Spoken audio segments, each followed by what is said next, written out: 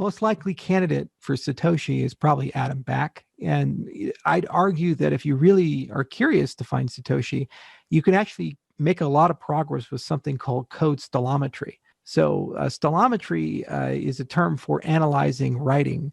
And usually you do it for handwriting, but you can actually do it for code. And it turns out that programming code, the actual computer code that you write, is much like a fingerprint. It's very unique to the individual. It has very little to do with other stuff.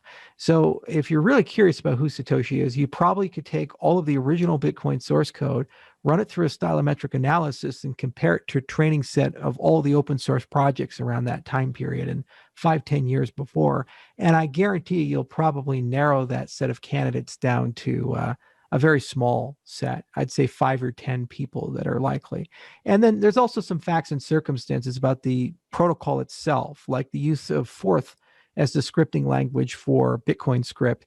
That was a very common pedagogical language in the 1980s and 1990s in the UK education system for undergraduates. So as an example of a programming language. So you'd say, okay, the person is probably at the time of the creation of Bitcoin in their 40s or 50s. They probably come from the cypherpunk movement. They probably were educated in a UK style system. So that could be Australia or England, these types of things. And thank you.